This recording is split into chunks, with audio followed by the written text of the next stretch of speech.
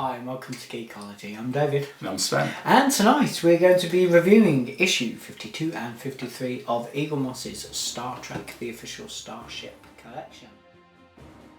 Right, so as always, Sven has left his box. I'm a small child and opened up mine the moment they arrived. No comment. Yeah. So whilst Sven opens up his and has a gander, we will do a quick overview of the magazine. As always, a high gloss cover. The front page tells you the correct way of mounting your Starship on its display stand and some of the key features there of the ship. Then there is an interesting piece of CGI work for the ship and some of the back history. Then there are some on-screen shots along with some background history for the SI. A nice topographical view of the ship, more field shots, then a modelling shot, and then back history for the war, more back history for the war, and interesting that they were using the wrong type of phaser in that time period, and then shifting onto the back page. Right, so... Well, during a war, you grab whatever phase. You grab whatever works. Does it work? Yeah. Actually, I've got to be honest. I would not want to have been running around with a phase compression rifle. They're heavy. They are heavy. On the other hand, you could take out an entire garrison with them. Right. So the first thing that strikes me is the obvious thing that the saucer section is the metal component. Yep. No weird join mark this time round. Mm. Very, very detailed. Have you noticed that the sharp angle as well for the edge of the section? Yeah. Yeah. Very correct for Excelsior type ship parts. I love the fact they've gone with the correct moulding pieces for the impulse engines. Mm-hmm. The way the star drive section. Someone's watched Encounter at Farpoint recently. Can you tell? I've been moaned at since I got here this evening. I've just watched Encounter at Farpoint. My God, it looks really good, but dear me, is it Jesus? I'm sorry, I stick with my original review for that episode. I do. Yeah, but you've got to admit that on Blu-ray the effects look happy. Oh no, it looks amazing, but I never slagged it off its special effects. I slagged it off its cheesy storytelling and bad writing. I have to say, there is only one thing about the ship I do not like. It's made of Excelsior bits? No, I'm really good with that. I think this is beautiful. I think it's incredibly detailed. I love the paintwork, I like the decals, the weight is right. The warp nacelles, the way they've done the joints is good. The main strut arms are fine. They've used complete moulded piece for the strut as well, rather than the stick-on approach that they had with the Constitution class Enterprise. This is beautiful. My only negative point to it is that there is not clear perspex in the warp nacelles that is in fact paint. That's my only negative comment for that. I think it's beautiful. And did we ever think we would say that about anything made up of Excelsior bits? Yes. Bits, just not the ship. Yeah.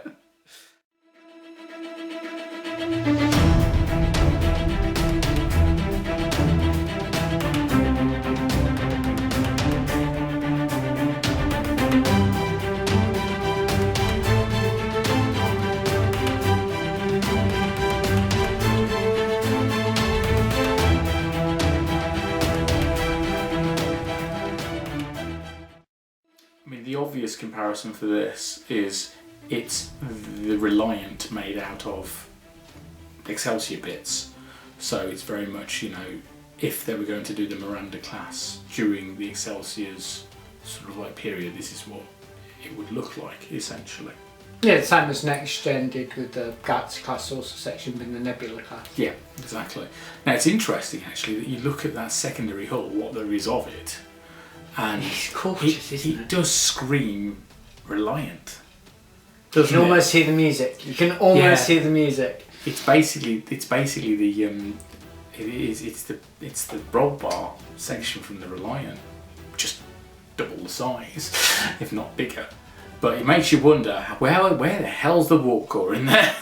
Because it's like 4 torpedo bays, aft torpedo bays. There's a little bit of engineering here, and that is tiny engineering, and that's basically it. But that means that secondary hull is literally torpedo bays and engineering and nothing else. But that, you know, I really like that shit. It pops, doesn't it? I didn't think I'd like. I mean, this is the things. Even when it was announced, we were like, we both kind. I kind of went, that's quite cool. You were like going, yeah. No, I was cool with the release. I was just thinking there were ships that I would have thought would have been before it. Yeah, but this was. I do really like this. You're going to be so surprised with my score. I really like this. I mean, the triangle effect on the front, which makes it echoes to that paint job as well. It's yeah, just beautifully done. Yeah, it's really well done. I'm very, very impressed with that, and it's something I wasn't awfully excited about before it arrived, and now it's like, that's really quite cool. So what are you Quite giving cool. it? I'm giving it a 9. Damn you. Because that's what I'm giving it. Yeah. Even though, can you imagine what I'd have given it if the warpness that was actually been perspex? Yeah, well. It's beautifully done. I do like that. I do like that. I do have one question for the design of the ship though. Go for it. Where's the navigational deflector? You weren't meant to notice. I'm hoping it's that it's a bubble at the front of the is it? Yeah, it might be the bubble at the front. I mean, if they don't, do they say it in here at all? No. I don't know. That's the main shuttle bay apparently. Oh, is it? Yeah, but they don't say the main deflector dish. No. There's yeah, we were meant to ignore that one. Yeah, I'm going to assume actually that like on some of the well, this is the thing, Miranda class. Yeah, where was where was it on the Miranda class? Yeah. So I'm just going to assume it's some of this stuff underneath. Yeah, a bit. Some of that. That's doing a deflector's job. All right. Okay. Cool. Right. I just want you to hold there, sorry.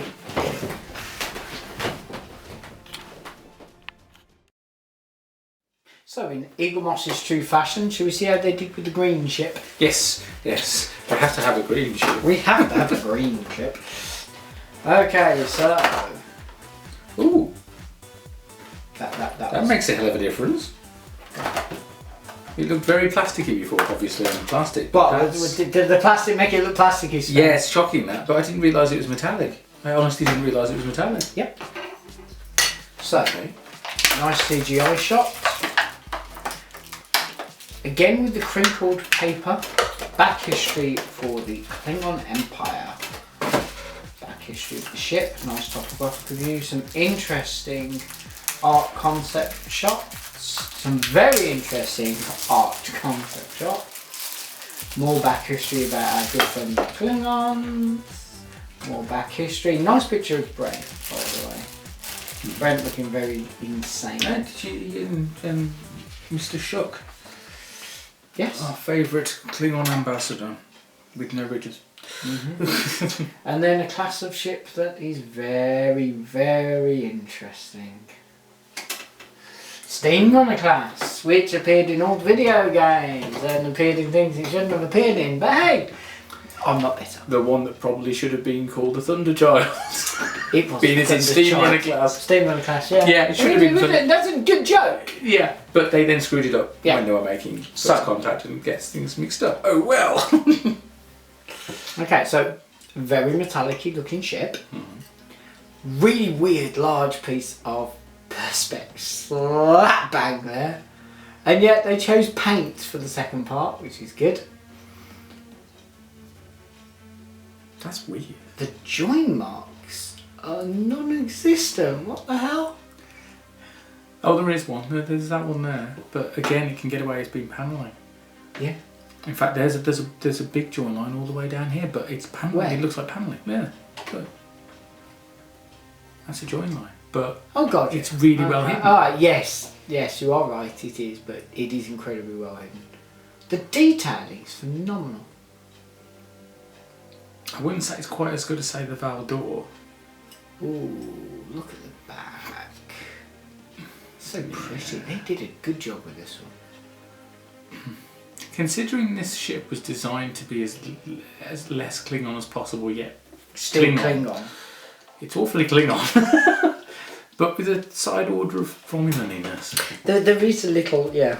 It needed to be a little bit curvier in places to be a little more... Actually, you know what? If we just get rid of that,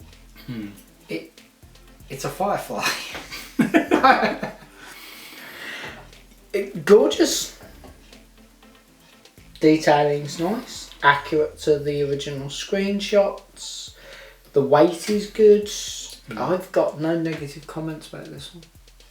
I think it's... To be honest, I think the paint scheme's a little plain.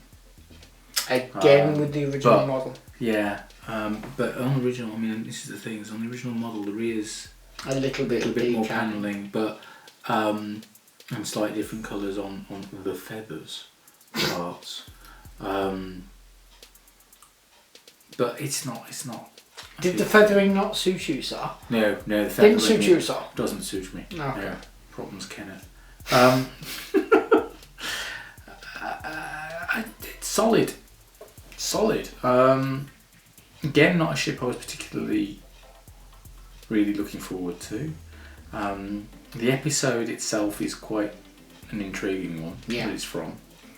Hence it explaining all of the things that Worf said he wouldn't talk about. Yeah. With Off-Worlders. Oh, come on, if you're going to do revisionist history, that's the way to do it. Or was it revisionist history? You can get away with explaining things with that. It's just like, how did these particular 3 Klingon captains get cured of the virus before? No, but I'm just saying, it worked. It worked.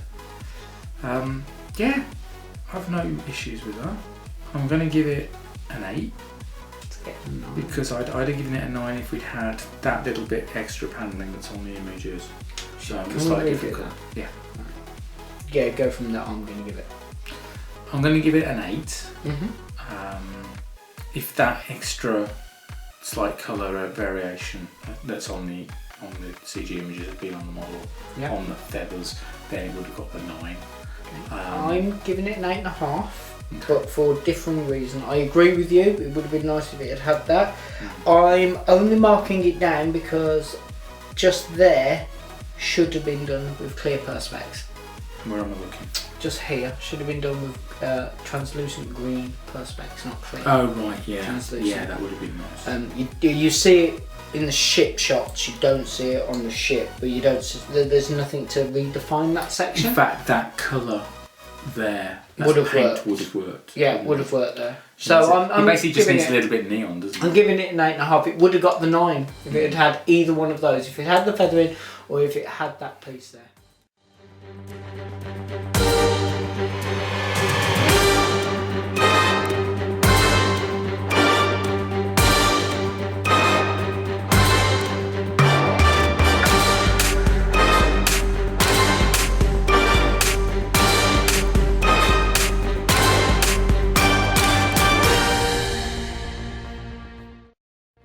But I'm really happy with those. Yeah. Can't really knock massive adjustment in comparisons with some of the things we've reviewed lately. Yeah, absolutely. Isn't it weird that they can do it on nothing ships? Absolutely, but again, we're going back to what you said in the last episode. About the hero ships. Yeah. And the secondary ships. So, yeah, I don't have a problem with either of those guys. They're nice additions to the collection. So, anybody watching at Eagle Moss, here's an idea. This is really good standard to try sticking to. Yes, they have enterprises like this. Yeah, enterprises like this would be nice. Voyages like this would be even better. 1701A. D8. 1701J. We've got a couple more coming up. NX-01 refit. Yeah, the refit. You know what? They're going to get the refit right. I think they'll get the refit right just because it is a concept ship rather than an actual build ship. Therefore, I think they are going to put in the detail. Oh, I don't know if you saw the tweet today.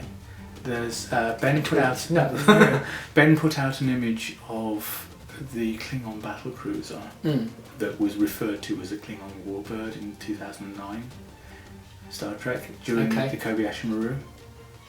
Oh. And he said, would people be interested in this? Yes. At which point everybody's basically gone, it looks like a Klingon battlecruiser with some extra bits. Yes. Yes, we'll have that, please. Yeah, because that'd be it a good screams special. Klingon battle cruiser. That'd be a good special. Oh, this is a Katinga class with extra bits on. Yeah, we'll have that. Yeah, Yeah, we'll have that. that works. Cool. Well, that about wraps it up for us, but we'd love to read your comments, so feel free to post them below or come talk to us in person. Star Trek live event for next year is going to be... First contact day. First Contact Day! First contact day, beginning of Marvellous. And would there be some sort of comment below that people can click on? Yes, there will be a link in the description. So Fantastic. yes, do pop along. It'll be to the Facebook group, I think, at the moment, because they don't seem to have a site up and running yet. But the guest list for it is ridiculous. So have a look at the guests and just go, how can I not be there? Yeah, it's going to be awesome. We're really looking forward to that. You can also subscribe to us here on YouTube. You can follow us on both Facebook and Twitter. And of course, there is the official Geekology website. Thank you for watching and good night. Bye.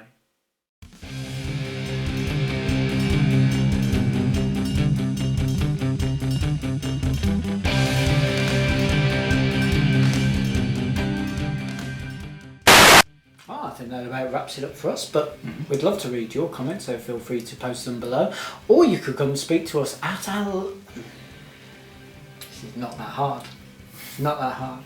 If this reason runs to 47 takes, I am going to murder you. Okay. I'll help you. See? Yeah. Right, well, that about wraps it up for us.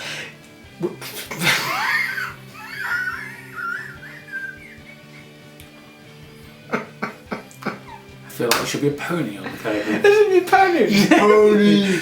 It's a bloody pony! Centaur. Sorry.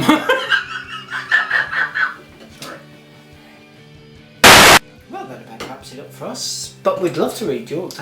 We wouldn't. Fuck! 3, 2, 1. We wouldn't fuck. No. I think we'll find you we would. We would.